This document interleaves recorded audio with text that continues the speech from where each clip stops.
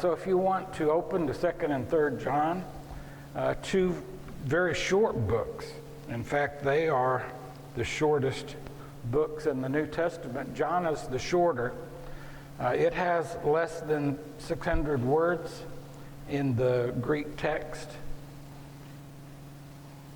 Is it 600? I've written it down and I can't find. Less than 300 Greek words. So very short. Both of these would fit on one side of a sheet of parchment. So one of the things that we talk about with Rome, they opened up the roads. They're famous for their roads. They got rid of the pirates, so traveling was safe. And they had one language. So at the right time, Christ came to this world and died for us. And that time, you think it just happened by chance. It's called providence, okay? God set this up so the gospel could spread. And so they could have correspondence. The seas were safe. It was safe to send people. It was safe for Paul to travel on the roads and on the seas. And at the right time, this all happened. And so anyway, it just fits. All these things fit together. So in these three books, the author is going to have concern for the readers. Be careful about false prophets. And this is so true for us today. We have to be so careful. What do we allow into ourselves? All right? And so the other concern is abiding and walking, continuing in the faith. Don't give up the faith. And you're going to see these echoed really all through 1st, 2nd, and 3rd John, again and again and again. These same concerns. Be careful of false teachers and keep the faith. All right? So he tells us to avoid the dual dangers of teaching and division within the church. And we have these same dangers today, do we not? Believers should practice the dual virtue of love and discernment. We have to be careful about what we allow people to teach us. And we're not in the judging business, okay? Oh, don't judge me, don't judge me. We're real quick to hear that, aren't we? But we are commanded to be discerning. We don't just gullibly accept anything anybody wants to feed us, all right? We have to be careful who we allow even to teach us. We let somebody walk in the building here. We don't let just anybody that says, oh, I'm a Christian, I can stand up and preach. That's not happening. It tried to happen a few weeks ago. That's a different story. We ended that real quick. All right, a fellow just walked in and thought he could start teaching our class, and we didn't know him. We didn't know what he was going to say. What's 2nd and 3rd John says, you be careful about false teachers. All right, so that's a thing. Let's talk about the authorship. Oh, forgot about truth. 2nd John, we have truth mentioned 5 times. 3rd John, we have truth mentioned 6 times. Think about that. With all this false teaching going around, John's emphasizing truth again and again and again. These are things you can know. And that's in 1 John also. What do we know? All right. You start with the base. This is where I start. This is what I know. You rely on those things. All right. And then you work out from there. We emphasize truth. All right. How about during this political season? Is there any such thing as truth? You have to start, what do you know? And then you work from there. What are we assured of in the scripture? And you work from there. This is our base right here. All right? Critical introduction. These are the shortest epistles. The author doesn't name himself. He just calls himself the elder. Well, what does that mean? The elder can mean really two things. It can mean some old guy, kind of like me, 67. That's old, you know. I used to think 30 was old when I was 20, right? Old is usually about 5 years more than me or 10 years more than me. So I'm not old yet. I haven't caught up with what I think of as old, right? But it could just mean an older man, elder, all right? Or it can mean like the office of an elder in the church, all right? So these are overseers, shepherds, and the word here is presbyteros, from which we get our English word presbyter, which we don't use anymore. What's a presbyter? It's just, you know, this office, all right? So he might be someone that's older, or he might be an elder, what we would say an elder in the church. And really, he might be both, all right? So, you know, John would have been older at this time.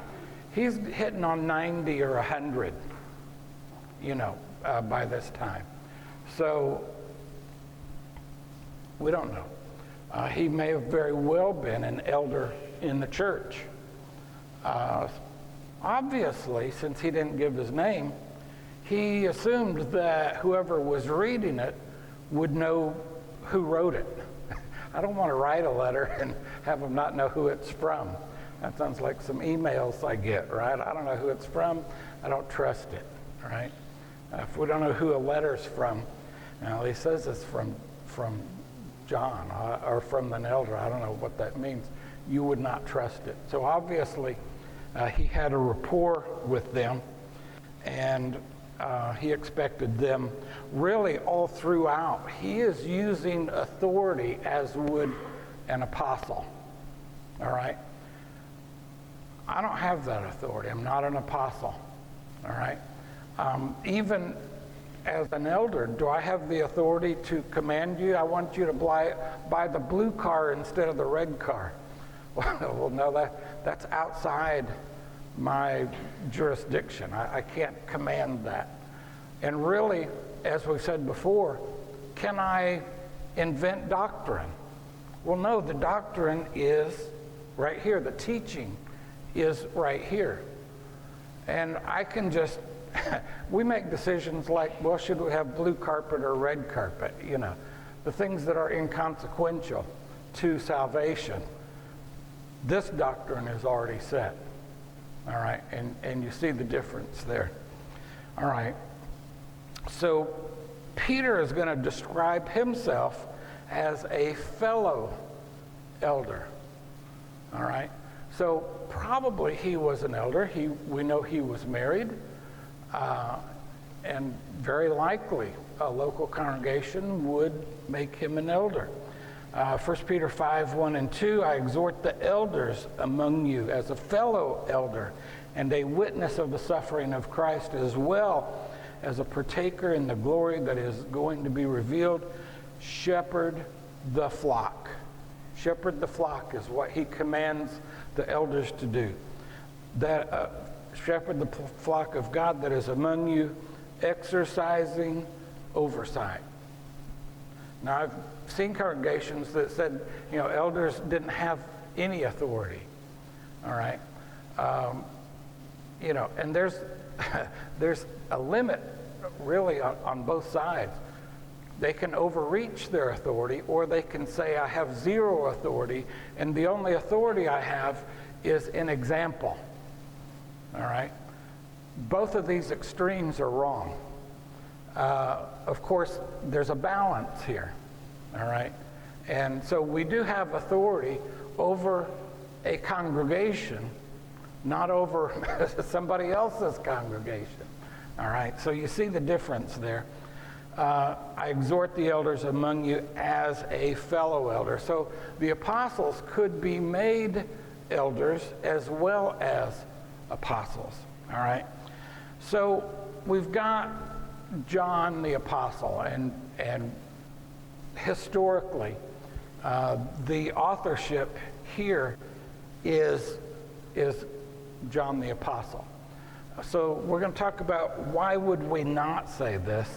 Well, Jerome argued for a man named John the Elder rather than John the Apostle. So, you know, you have to kind of take that for what it is. He's around the 400 AD, so, or 340 AD. So not as early. Earlier men, always, is John the Apostle. All right? Let's see. So for John the Apostle, the people would consistently assign them to the Apostle John. The opening verses of the first book echo the Gospel of John, John 1:1. Unmistakable similarities in vocabulary, in style. And if I wrote a letter, even if you didn't see my name at the bottom and you're familiar with my writing, you'd probably be able to say, well, that's from Ron. He's making corny jokes and, you know, whatever. Hopefully, you know, you'd be able to find the similarities. Well, Dionysius wrote, John did not name himself in the epistles, not even in the second and third epistles, but simply calls himself the presbyter. Okay, that's the elder. This is view is expressed by Clement of Alexandria in 155, Cyprian in 200, Cyril of Jerusalem, on and on. So you look at what did the early church fathers say, and they wrote a lot, and a lot of their writing has come down to us. It's like, you know, if Michael wrote a commentary, he could have 26 volumes on the New Testament. You could look at that 1,000 years later and see, well, what did Michael think? Well, these guys wrote a lot. And we can see, well, when they quote from the epistles of John, who did they say wrote it? Well, and we do this when we quote, you know, we talk about Corinthians and we say, well, Paul said this. So that's kind of how we look at what did the early church fathers think about this. Excuse me. All right. Really, we're not going to belabor that, but that is kind of where we're going. Most of the commentaries will put this date between 90 to 95. Some of them even put 2nd and 3rd John a little earlier. Now, the liberal scholars want to put all these in like the 2nd century, all right? So you can kind of tell which way your guy leans by where he puts the date, okay?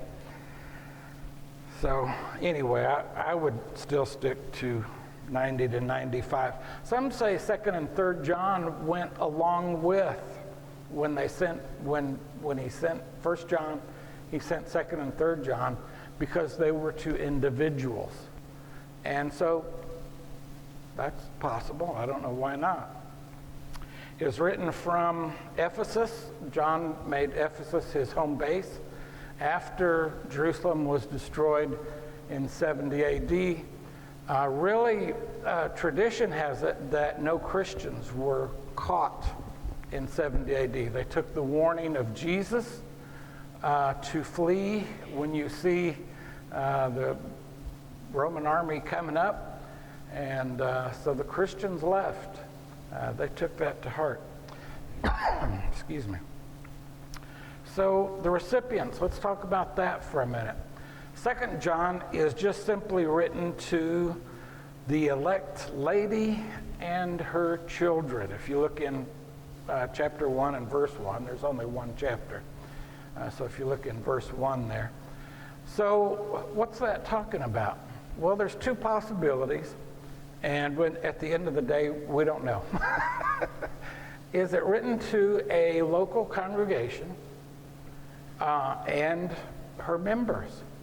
Sometimes it's used as a figure of speech to call the church her, all right? And Ephesians 5, 22 and 23, the church is called the bride of Christ.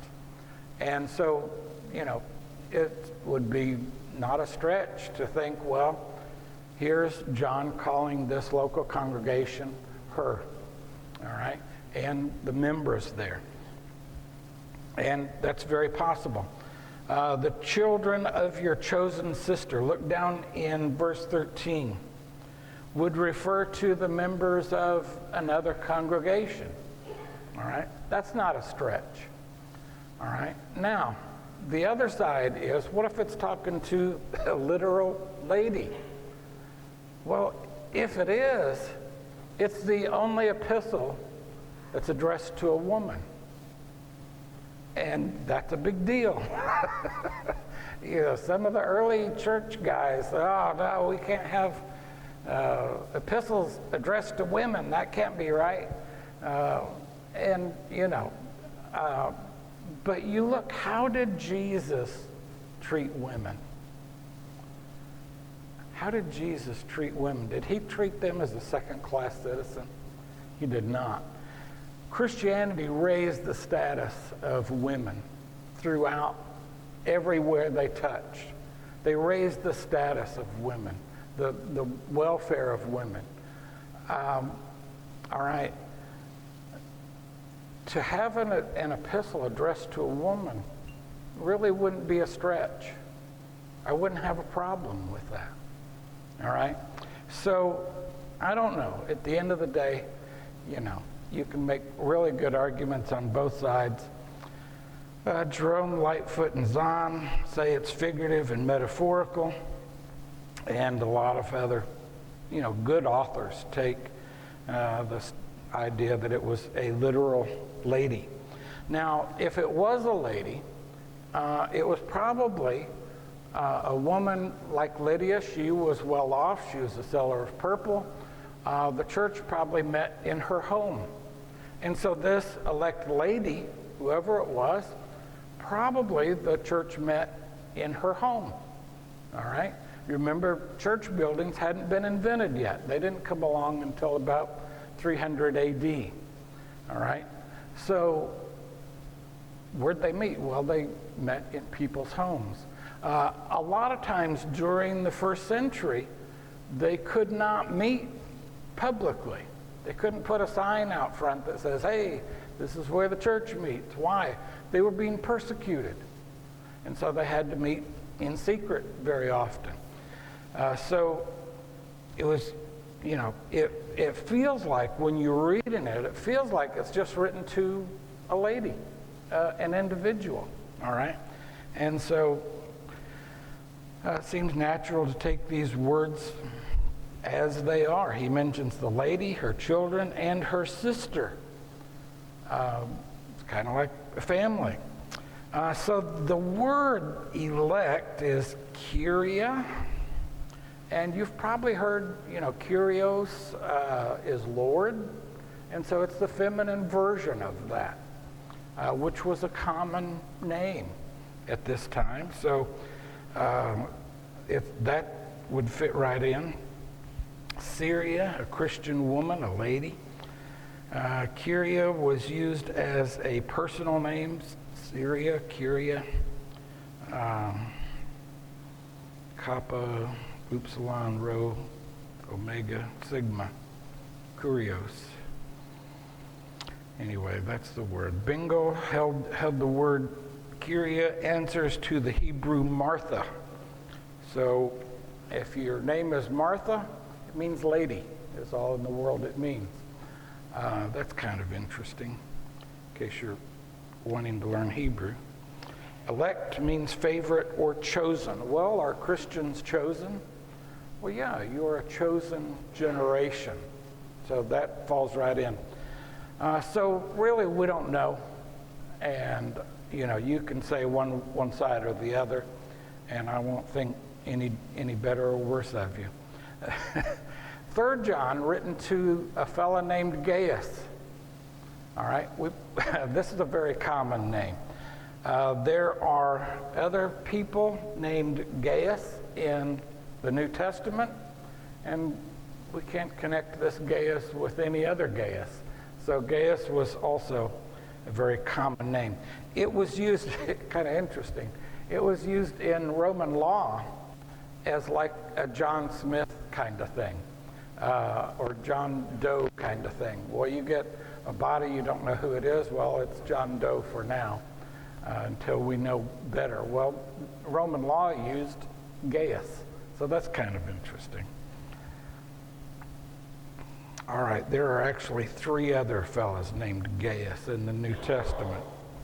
All right, the occasion is the warning of false teachers and keeping the faith. That's pretty much what we said at the beginning. There were false teachers. It's going to get worse in the 2nd century. Gnosticism, we've talked about that several times, and it's going to get worse by the time the 2nd century comes around. John the man, we've talked about him last week, and I think Brother Lucian and Brother Michael have talked about him. Question came up last week, and I don't know the answer. Just something for you to think about. In our studies about John, you remember on the cross, Lucian talked about on the cross, Jesus talked to John. He said, behold your mother. And he talked to his mother, behold your son. Why did he give care of his mother to John? And I don't know the answer to this. You might have some thoughts. Kind of chew on that. You remember Jesus had younger brothers, James and Jude. When we talk about James, we talk about Jude. They're the younger brothers of Jesus. Why did he skip those younger brothers and give care of his mother to John? He's the apostle whom Jesus loved. Did he love the apostle more than his brothers? Maybe. Maybe his brothers were still unbelievers. You remember they were unbelievers before. They may not have become believers until the resurrection. Marvin?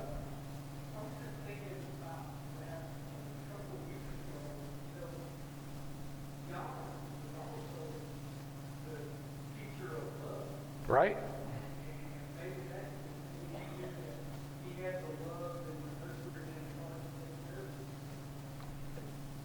They may have been, extremely close to John. We said John was well off. It may be that she could care for his mother better than even his brothers, if it was like a financial thing. I don't know. Something interesting to think about. I just kind of put these together from our studies in the last couple of years, and then I had that question. So you might chew on that. All right, let's move on. So John the Apostle, of course, he was one of the pillars of the church in Jerusalem, very much a part of the early church, and he ended up in Ephesus. All right, let's move on to cultural references. When it talks about children there, I always get talking and need to move ahead on my notes. There it is. Teachers sometimes refer to their disciples and converts as children. I notice as I get older, sometimes my vocabulary changes. When I was getting ready to retire from the school, and there were women like in their 20s working at the front desk, I'd say, you need to go see the little girl in the front. Well, she was not a little girl. It's just how I kind of got referring to them. I caught myself doing that, and I thought it was kind of funny. Did you ever teach someone and you develop a close relationship with them? All right? Yeah, they're your children. All right? And so John calls the elect lady and her children. Now look at verse 6 there. in John chapter 2, verse 6. And let me find that and read it. This is love, that we walk according to his commandments. Now think about that. All the ideas of what we say about love, does that fit? That's not what we think of when we think of love. What's John say? This is love, that we walk according to his commandments. Just chew on that for a minute. What are the implications there? Oh God, I love you, but then we go do what we want. That's not love. That's not love. Oh God, I love you, but then I listen to a false teacher. We follow his commandments, not some other guy's commandments. All right? So a lot to think about there. This is not a sentiment. It's not an emotion. It's just obedience to God's commands. John 5:15 and 20. John 5:19 through 20. My brothers, if anyone from among you wanders from the truth, and someone brings him back, let him know that whoever brings back a sinner from his wandering will save a soul from death and cover a multitude of sins. Here's my brother that's fallen away. How do I show love to him? I try and bring him back. That's love. Why? I can save his soul from death and cover a multitude of sins. That's love. Teach them what real love is. Sounds pretty important. All right, look down in 7, verse 7 through 11. Now, I want you to think about, as we're going to read these, think about hospitality and the importance of hospitality and house churches meeting in homes. And listen, think about those two things as I read this. For many deceivers have gone out into the world. For those who do not confess the coming of Jesus Christ in the flesh, such a one is the deceiver and the Antichrist. Watch yourselves, so that you may not lose what we have worked for, but may win a full reward.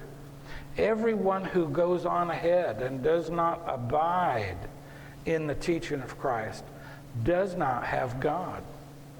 Whoever abides in the teaching has both the Father and the Son. If anyone comes to you and does not bring this teaching, do not receive him into your house or give him any greeting. For whoever greets him takes part in his wicked works. That sounds pretty serious. All right, let's talk about hospitality. First of all, there were no hotels, no inns. The ones that were hotels were also brothels. So a Christian could not go there. A Christian that's traveling, where's he going to stay? He's going to stay with members of the church. He's going to, and so when Paul went into town, where did he stay? Well, we're not sure. He may have stayed with fellow Jews that he knew. It's kind of interesting to think about, and we don't really know. But when the first church was established in a town, where are they going to meet? They're going to meet in somebody's home. All right? Hospitality was a big thing in really the whole Mediterranean area. It was a really big thing among the Jews. They reached out, and you remember even Abraham in the Old Testament, all through their history, hospitality was important. John's saying, don't be hospitable. And that's probably a big thing. It's not so hard for us. We don't like to do that anyway, right? For them, that was a big deal. Don't be hospitable to somebody that's going to teach false teaching. Somebody that says Jesus hasn't come in the flesh. And that's what really later the Gnostics, they said the flesh is evil, therefore Jesus could not have had a fleshly body. He just kind of seemed like he was there, kind of like a ghost thing. No, Jesus had a fleshly body. He was tempted.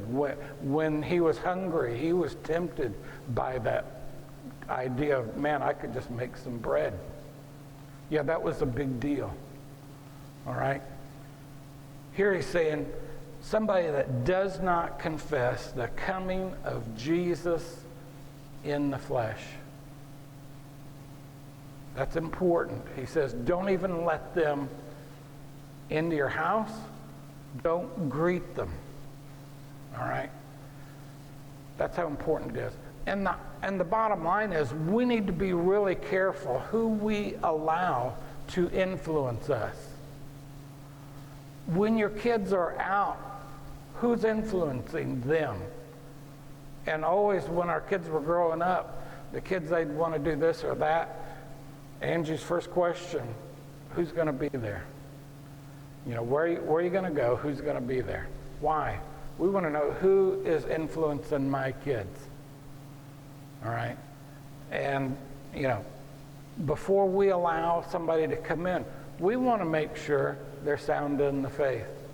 We want to make sure they're not going to teach false doctrine, false teaching. All right? Are we 100%, every time? Well, no, but we do as best as we can. I don't know that no visiting preachers ever taught something wrong. I could never say that, but we want to do due diligence is what we say. All right, so that's that.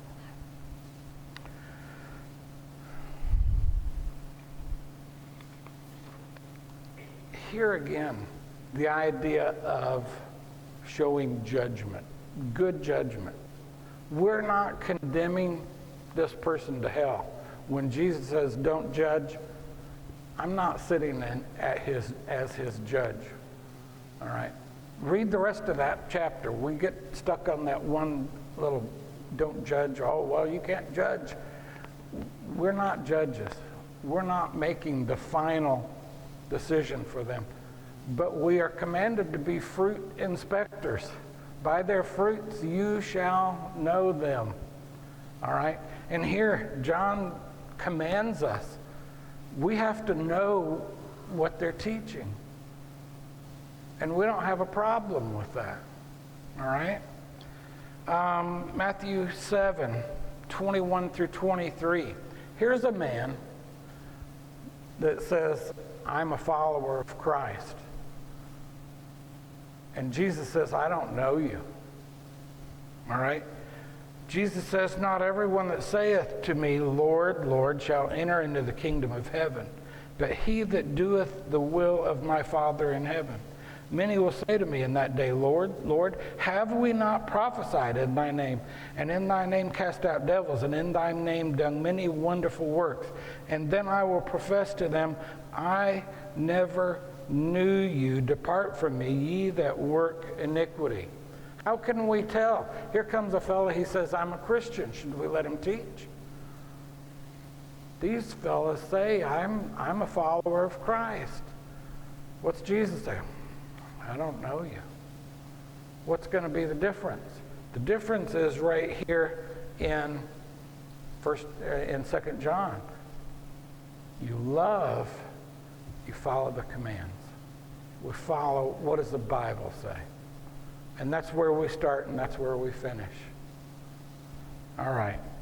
I get preaching if I'm not careful. So we practice love and discernment. We're not just gullible dupes to accept anything somebody wants to throw at us. All right? We have to have discernment. All right, so in 3 John, John applauds Gaius. He is a welcoming, traveling Christian missionaries into his home. He's going to commend Diotrephes. All right? Here's John. He's condemning a man. Diotrephes is a selfish church leader who not only refused to help those itinerant godly teachers, but also had slandered and opposed those who disagreed with him. Excuse me. I forget to click sometimes too. So here's a man, you know, guys that have a little power, they don't like to share power with anybody. Have you ever noticed that? And we got an apostle over here trying to tell us what to do. No, don't listen to him. He's opposing John. All right? Be careful, guys. Be careful, is what he's saying. So Diotrephes is opposing his work. House churches, of course, church buildings hadn't been invented yet until like the 300s. Romans 16:5 speaks of several house churches in Rome. Rome was too big to have one house church. You might have had a mega church and everybody went there. Those hadn't been invented yet, all right? So 1 Corinthians 16:19 talks about a church that met in the home of Aquila and Priscilla. Colossians 14:15, a church gathered in Nymphia's home. Philemon talks about the church in his home. 2 John 10 and 11 warned teachers, people not to allow false teachers into their home. So we've mentioned before, verse 9 talks about abiding in Christ. This is an ongoing adherence to following the teaching of Christ. It doesn't mean, man, you're never going to sin. What does it mean? That's the direction you're going, all right? When we're on a trip and we make a wrong turn, what do? We turn back around and we get back on the right road. And that's repentance, and that is abiding. We're walking. And that theme comes up again and again in the epistles of John. So verse 9, John mentions a previous letter that we do not have. And so we don't have everything that John wrote. We don't have everything that Paul wrote. We have everything that we need for life and godliness, 2 Peter 1:3. We don't have everything we want, we would like. We have everything we need. All right. Teachings of Christ. We talk about paper and ink. They were very common, by the way. Paper and ink.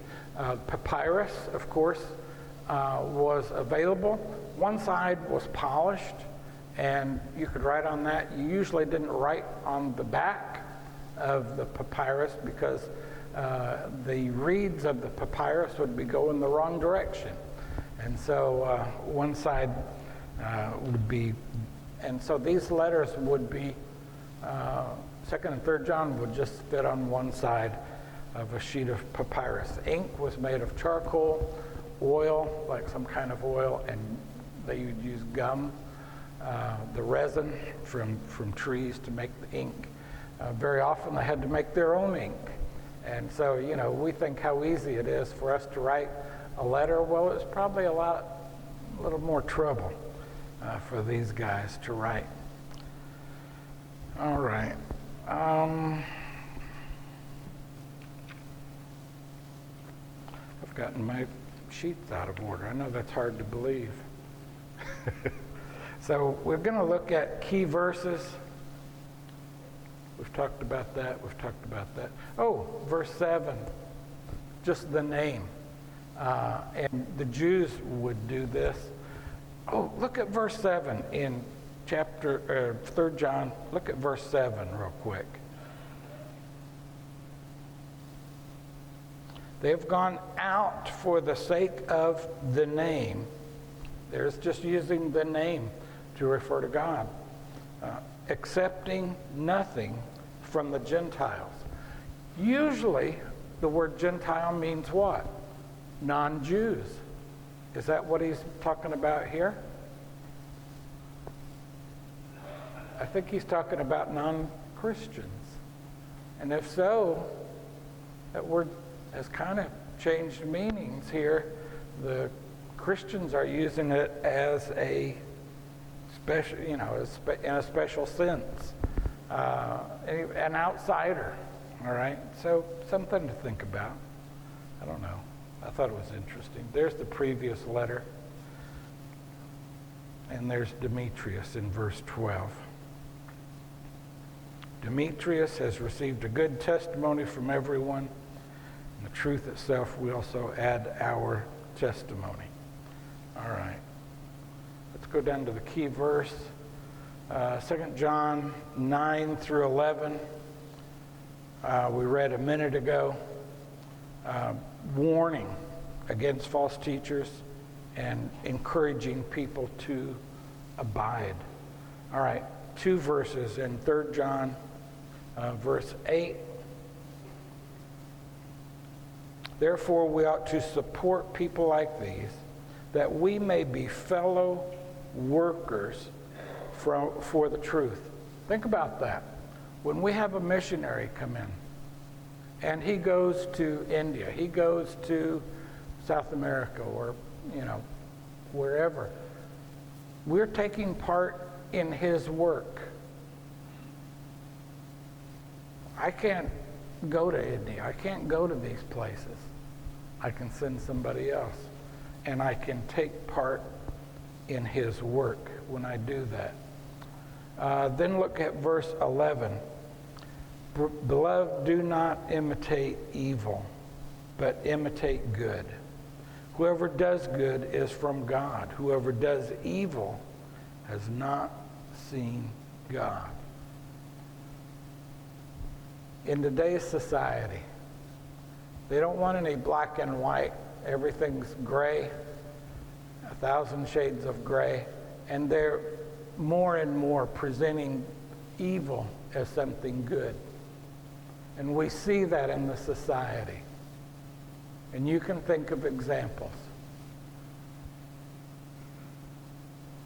We imitate what's good.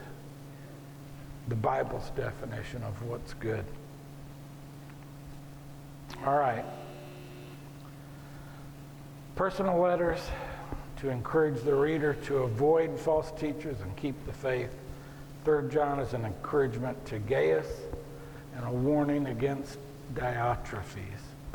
All right, all three of these, the assurance of salvation, the sin unto death, and Christian hospitality. These are ongoing problems. These are problems we have in the church today. It's not just something for them in the first century. We still have these issues. Thank you, guys.